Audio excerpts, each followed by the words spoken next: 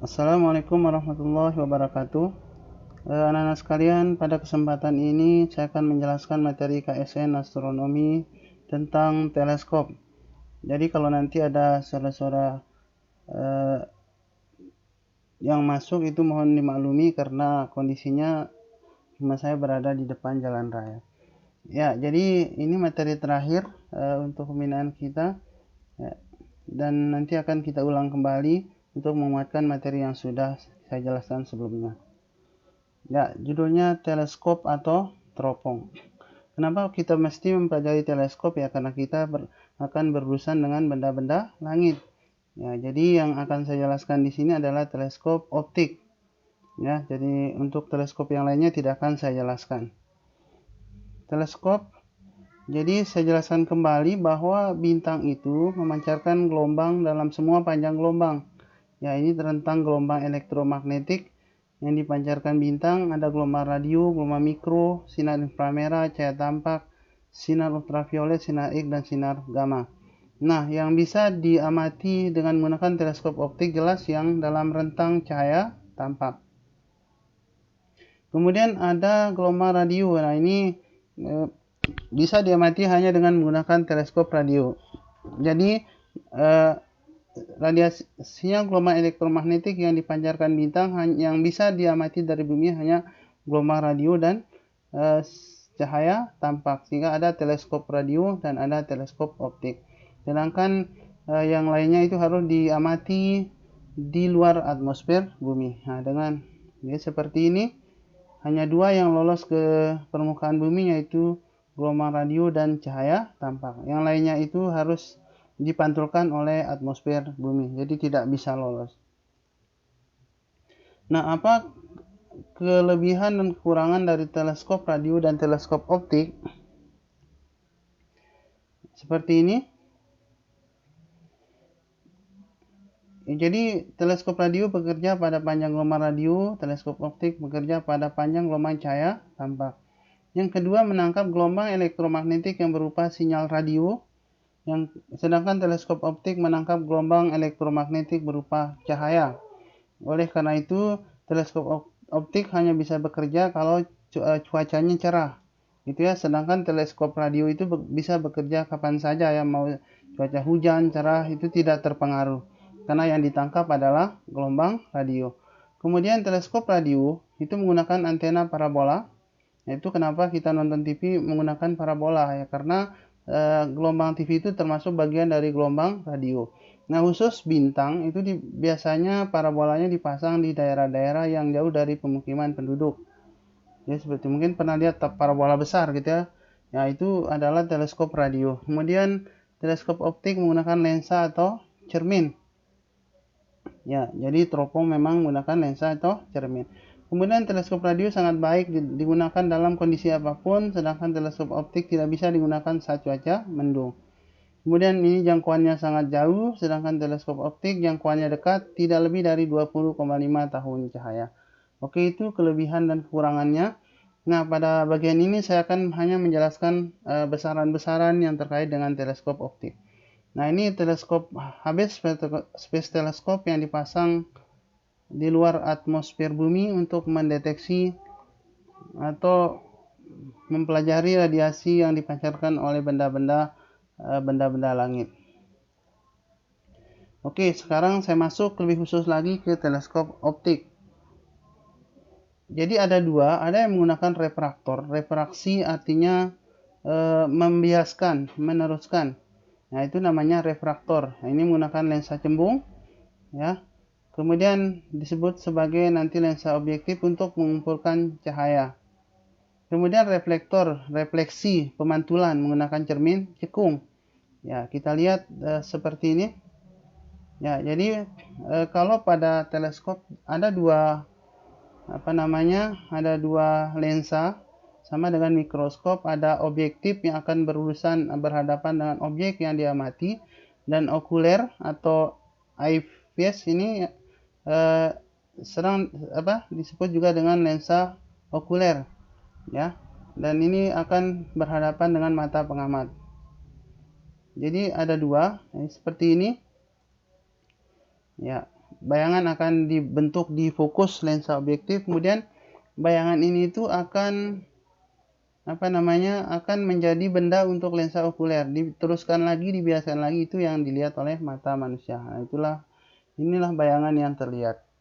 Kemudian kalau teleskop reflektor atau pemantul itu menggunakan cermin cekung, jadi seperti ini. Sinar datang, ditangkap, kemudian dipantulkan ya ke sebuah cermin datar, kemudian dipantulkan lagi ke lensa cembung. Ya, kemudian bayangan yang kita lihat di sini. Jadi seperti itu. Ya.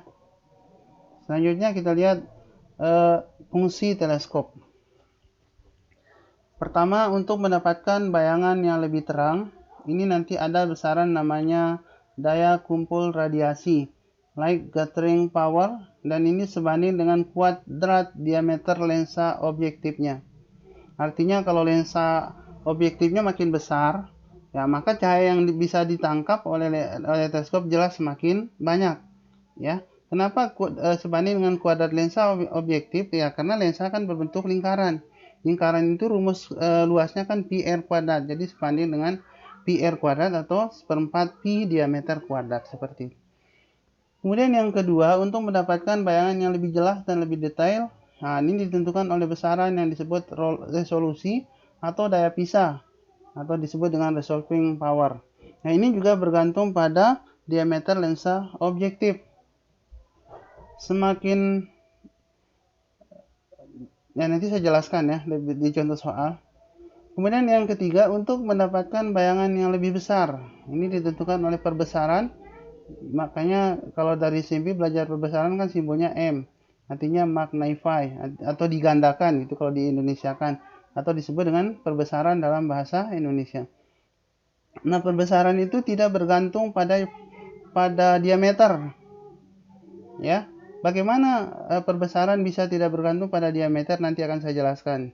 Jadi perbesaran hanya bergantung pada panjang fokus lensa atau cerminnya. Kemudian, nah ini contohnya. Ini ada dua lensa yang diameternya beda gitu ya, tetapi mereka punya jarak fokus yang sama. Bagaimana mungkin dua lensa itu punya diameter yang beda tapi fokusnya sama? Nanti saya jelaskan lagi. Nah, ini dengan panjang fokus yang sama tapi beda diameter, fungsinya adalah untuk mendapatkan atau menghasilkan bayangan yang lebih terang. Nah, ini lebih terang yang ini gitu ya. Ya, kenapa? Karena dia diamati dengan menggunakan lensa dengan teleskop dengan menggunakan lensa yang lebih besar diameternya. Nah, ini kurang terang ya. Jadi bagian yang ini ya, yang ini akan menjadi terang pada saat kita lihat dengan menggunakan teleskop yang lebih besar lensa objektifnya. Jadi bukan lebih besar ya, tapi lebih terang. Nah, seperti itu. Ya, kita lihat bagaimana pengaruh jarak fokus terhadap perbesaran. Ya, seperti itu. Ya, jadi ini. Nah, sekarang bagaimana kalau jarak fokusnya lebih panjang? Ya, ini anggap diameternya sama tapi jarak fokusnya lebih besar. Nah, ternyata akan menghasilkan bayangan yang lebih besar. Ya, maka nanti yang menentukan perbesaran itu yang paling pokok adalah fokus lensa objektifnya karena dia yang berhubungan langsung dengan objek yang diamati. Jelas ya? Jadi yang menentukan perbesaran itu sama sekali tidak ditentukan oleh diameter ya, tapi ditentukan oleh jarak fokusnya. Kita lihat sekarang. Nah, ini saya ingin jelaskan bagaimana sebuah lensa itu terbentuk. Ini ada sebuah lingkaran berjari-jari R. Kemudian ingat kelengkungan lensa itu sama dengan kelengkungan atau sisi sebuah lingkaran. Ya. Jadi nanti kalau lensa atau cermin kelengkungannya tidak persis sama dengan kelengkungan sebuah lingkaran, maka itu nanti akan bermasalah. Jadi saat pembiasan itu cahaya tidak difokuskan pada suatu titik. Demikian juga kalau cermin itu saat dipantulkan tidak berada pada satu titik. Misalkan ini, nah ini ada sebuah lensa yang kelengkungannya sama dengan kelengkungan lingkaran ini. Maka kita bisa mengatakan ya lensa ini memiliki jari-jari kelengkungan sama dengan jari-jari lingkaran ini. Jadi kalau di lingkaran namanya jari-jari, tapi ketika dia menjadi bagian dari sebuah lensa namanya jari-jari kelengkungan cermin atau jari-jari kelengkungan lensa. Nah sekarang, jadilah seperti ini. Kemudian di antara lensa dengan ini ada namanya titik fokus. Ini selanjutnya kita sebut titik pusat kelengkungan lensa atau cermin. Kalau tadi di lingkaran namanya titik pusat lingkaran, tetapi ketika dia sebuah lensa atau cermin kita sebut sebagai titik pusat kelengkungan cermin atau titik pusat kelengkungan lensa. Ya kenapa? Ya karena kelengkungan sebuah cermin atau lensa itu merupakan sisi dari sebuah lingkaran. Saya katakan tadi kalau tidak memenuhi sisi sebuah lingkaran, ya maka itu nanti akan terjadi kelainan ketika terjadi pembiasan atau terjadi pemantulan.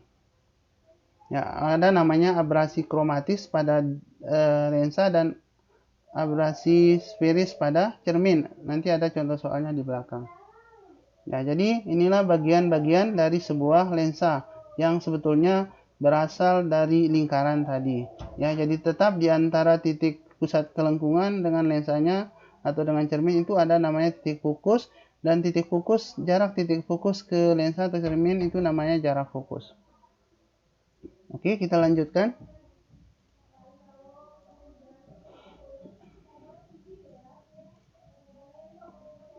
Oke, jadi ini ada sebuah lingkaran yang ukurannya sama besar dengan lingkaran yang tadi.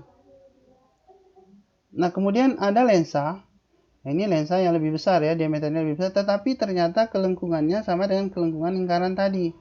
Maka kita mengatakan bahwa lensa yang ini punya jari-jari kelengkungan yang sama dengan lensa yang kecil tadi. Kenapa ya? Karena terbentuk dari lingkaran yang sama, yang jari-jarinya sama.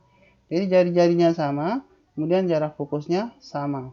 Nah, ini yang di awal tadi, kenapa bisa ada dua lensa yang berbeda ukurannya, tetapi dia punya jari-jari kelengkungan yang sama ya karena dia berasal dari lingkaran yang sama. Jadi seperti itu.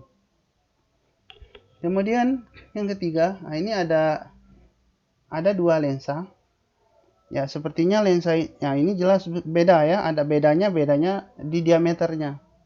Tetapi lensa ini walaupun diameternya beda, ada satu yang sama di antara dua lensa ini. Kita lihat yang samanya apa?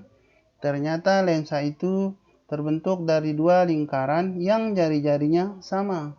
Berarti kita katakan lensa di atas dengan lensa di bawah itu punya jarak fokus yang sama. Ya, kenapa? Ya karena jari-jari kelengkungannya sama, maka pasti jarak fokusnya sama. Ya, ini kita bicara lensa tipis ya, lensa yang digunakan di teleskop. Oke, berikutnya. Ini ada 3 lensa yang diameternya sama. Tadi kan diameternya beda, ternyata jarak fokusnya sama. Kenapa bisa jarak fokus sama? Ya karena dibentuk dari lingkaran yang ukurannya sama. Nah, yang ini diameternya sama ya. Lalu apanya yang beda? Coba kita cek. Ya, ini dibentuk oleh lingkaran yang besar gitu ya, sehingga dia agak tipis. Kemudian yang ini ternyata yang ini dibentuk oleh lingkaran yang lebih kecil dari yang ini. Dan yang ini lagi sebelah kanan bawah ini dibentuk oleh lingkaran yang lebih kecil lagi. Ternyata semakin tebal suatu lensa, ini yang paling tebal paling bawah ini di kanan, itu ternyata jari-jari kelengkungannya semakin kecil. Dan semakin tipis suatu lensa, maka jari-jari kelengkungannya makin besar dan jarak fokusnya juga makin besar. Nah, ini kita bicara lensa dengan diameter yang sama, tetapi jarak fokusnya beda. Dari mana kita lihat besar kecil jarak fokusnya? Dari ketebalannya. Semakin tipis suatu lensa, maka jarak fokusnya semakin kecil. Kenapa kok bisa semakin kecil ya? Karena dia dibentuk oleh lingkaran yang jari-jarinya besar, otomatis jarak fokusnya juga besar. Jadi seperti itu. Kita lihat besaran yang terkait dengan teropong. Yang pertama, perbesaran atau magnify simbolnya M. Itu rumusnya adalah jarak fokus lensa objektif dibagi jarak fokus lensa okuler. Ya, jadi objektif sering disebut juga dengan fokus efektif, dan FOK okuler sering disebut juga dengan eyepiece. Ya, ini karena yang berhadapan dengan mata. Ya, fungsi dari perbesaran ini adalah untuk membuat objek terlihat lebih besar atau lebih dekat. Ya, jadi kalau semakin besar perbesarannya, maka objek yang jauh akan semakin dekat. Ya, karena dia dekat terlihat di teleskop, maka kelihatan lebih besar. Nah, cuma nanti yang berkurang adalah medan pandangnya, seperti itu. Nah, ini akibat hasil dari sebuah perbesaran. Nah, kemudian nanti ada juga hubungan yang berlaku di teleskop ini, yang ini. Kembali lagi ke sana. Ya, jadi ada namanya ya jarak ini ya tadi lensa okuler dengan lensa objektif. Nah, itu namanya panjang teropong, gitu ya. Jadi rumusnya adalah panjang teropong itu rumusnya adalah L sama dengan FOK ditambah FOB. Oke, yang kedua. Yang kedua ada namanya focal ratio, perbandingan panjang fokus objektif dengan diameter. Ya, jadi focal rasionya itu rumusnya FOB per D. Semakin tipis suatu lensa, oke, kita lihat gitu ya. Semakin tipis suatu lensa, gitu ya. Kemudian berarti semakin besar fokus objektifnya. Ya, jadi ditentukan oleh dua ini ya. Jadi focal ratio itu FOB per diameter lensa. Jadi nanti kalau FOB-nya ada, focal ratio-nya ada, kita bisa menghitung diameternya atau sebaliknya. Kemudian yang kedua, yang bisa kita hitung yang ketiga dari sebuah teleskop adalah diameter berkas cahaya yang keluar, menyatakan besar atau ukuran bayangan yang terbentuk. Jadi rumusnya adalah alfa dalam milimeter itu rumusnya FOK per M. Ya, kenapa? Ya, karena cahaya yang keluar itu keluarnya dari lensa okuler, maka dia FOK per perbesaran, seperti itu. Nah, kemudian yang keempat itu medan pandang, ya, field of view disingkat dengan FOV. Ya, ini merupakan ukuran sudut angular size maksimum yang terlihat melalui sistem optik atau teleskop. Nah, bila perbesaran meningkat, maka medan pandang akan berkurang. Contoh, nah ini rumusnya ada di bawah. Medan pandang itu sama dengan 45 derajat per M. Ya, per perbesaran. Apa itu 45 derajat? Ini medan pandang mata kita. Ya, jadi mata kita kalau terbuka itu ya sudutnya 45 derajat, nggak mungkin sampai 90 derajat. Ya, jadi seperti itu. Nah, ini misalkan ini ada objek dilihat dengan mata itu ini gunung gitu ya. Nah, ini perahu, ini layar perahu. Jadi terlihat kecil gitu ya. Terlihat kecil, tetapi medan pandangnya besar. Kenapa ya? Karena gunungnya terlihat ya, kemudian awan-awannya terlihat. Tetapi ketika digunakan dengan teleskop yang perbesarannya 2,4 kali, ternyata kan makin besar perbesaran itu kan semakin terlihat dekat. Semakin terlihat dekat, semakin terlihat besar. Akibatnya apa? Maka nanti medan pandangnya berkurang. Ya, kalau tadi sampai gunung-gunungnya terlihat, ini sudah nggak kelihatan ya. Kita lihat lagi dengan teleskop yang lebih besar lagi, perbesaran 4,2 kali, maka ini semakin dekat lagi. Maka artinya apa? Medan pandangnya makin berkurang lagi. Hingga yang kelihatan hanya perahu sama ini layarnya saja. Kalau digunakan dengan teleskop yang lebih besar lagi, otomatis makin dekat lagi gitu ya. Maka sudut pandangnya makin berkurang. Jadi rumusnya FOV, field of view, sama dengan 45 derajat dibagi perbesaran. Nah, nanti jelasnya kita lihat di contoh soal. Kemudian yang berikutnya adalah skala bayangan dalam satuan detik busur per milimeter. Ya, ini menggambarkan ukuran sudut benda langit dari tiap milimeter bayangan yang terbentuk di bidang fokus teleskop. Rumusnya adalah 206265 per FOB. Kenapa 206265? Karena satu radian itu, ya satu radian sudut itu sama dengan 206265 detik busur. Ya, jadi misalkan kita menggunakan teleskop, ya, menghasilkan skala bayangan 2 detik busur per milimeter. Artinya apa? Artinya setiap milimeter bayangan yang terbentuk ya, yang terbentuk di layar gitu ya. Ya misalkan pakai kamera digital itu setiap 4 milimeter bayangan yang terbentuk itu menggambarkan diameter sudut 1 detik busur di langit. Gitu ya. Jadi kalau 1 detik busur per milimeter ini artinya setiap 1 milimeter yang terbentuk di layar itu menggambarkan diameter sudut 1 detik busur di langit. Kalau misalkan dapatnya 4 detik busur per milimeter, ya berarti setiap 1 milimeter itu menggambarkan diameter sudut 4 detik busur. Ya, artinya lebih banyak lagi yang tampak, itu maksudnya. Ya, jadi kalau semakin kecil skala bayangan yang kita dapatkan, berarti semakin sedikit yang bisa kita lihat. Sebaliknya semakin besar skala bayangannya, berarti semakin luas yang bisa kita lihat. Jadi seperti itu. Kemudian yang berikutnya adalah daya pisah. Daya pisah itu adalah kemampuan teleskop untuk memisahkan dua objek. Ya, jadi kalau kita lihat bintang di langit itu dengan mata kan banyak bintang-bintang yang sebetulnya jauh sekali jarak, tapi kalau kita lihat dari bumi menyatu mereka. Nah, tetapi ketika kita lihat dengan teleskop, ya kita lihat dengan teleskop baru mereka akan terlihat terpisah. Nah, ini hati-hati dengan besaran ini. Jadi kita hitung dulu berapa diameter sudut minimal yang bisa dipisahkan oleh sebuah teleskop. Ya, jadi kalau nanti didapat diameter sudut minimal dengan rumus ini atau rumusnya yang cepat. Ya, semakin kecil diameter sudut minimal yang kita dapatkan, berarti semakin kuat teleskop itu memisahkan suatu objek. Misalkan gini, ini ada dua teleskop menghasilkan diameter sudut minimal 1 detik busur dan 4 detik busur. Ini mana yang lebih kuat? Jelas yang menghasilkan diameter sudut itu 1 detik busur. Ya kenapa? Ya karena yang 1 detik busur itu bisa memisahkan objek yang lebih dekat gitu ya. Jadi 1 detik busur daripada yang 4 detik busur. Jadi yang 4 detik busur kalau kita gunakan untuk melihat benda langit yang jaraknya atau diameter sudutnya 1 detik busur, dia nggak bisa. Dia hanya bisanya yang 4 detik busur lebih besar dari itu.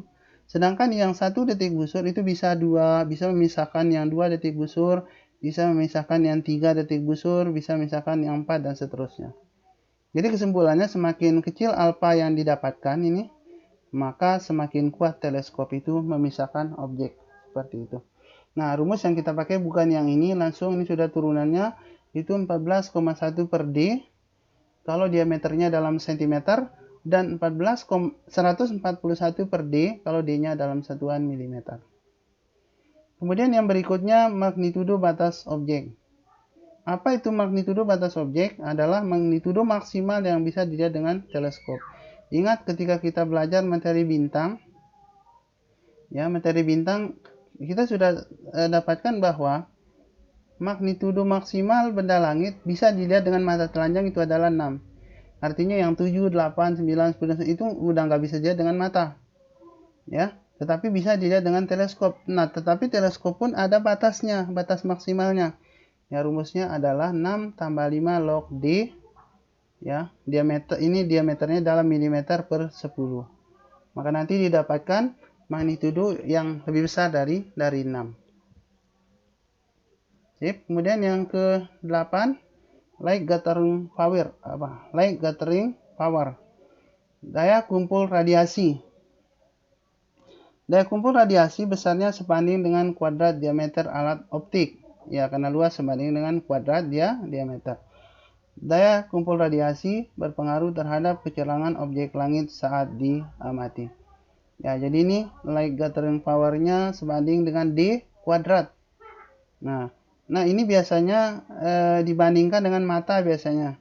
Ya, D2-nya itu diameter teleskop, sedangkan D1-nya adalah diameter pupil mata kita. Ya, kenapa dibandingkan? Kan ini daya kumpul ya, maka pasti dia sifatnya membandingkan. Ya, jadi perbandingannya mata karena mata itu yang punya daya kumpul radiasinya yang standar seperti itu. Nanti kita lihat di contoh soal. Dan yang terakhir adalah pengaruh diameter terhadap waktu potret. Yang jelas semakin kecil diameter itu waktunya semakin lama. Ya, karena semakin lama kita bisa mengamati suatu objek langit. Tetapi kalau semakin besar diameter itu waktunya makin singkat atau T-nya semakin pendek, gitu ya. Sehingga ini berbanding terbalik dengan seperti kuadrat. T1 banding T2 sama dengan D2 kuadrat per D1 kuadrat. Seperti itu. Ya, supaya videonya tidak terlalu panjang, mungkin sampai di sini dulu untuk video yang pertama. Nanti kita lanjutkan ke video yang kedua. Terima kasih. Assalamualaikum warahmatullahi wabarakatuh.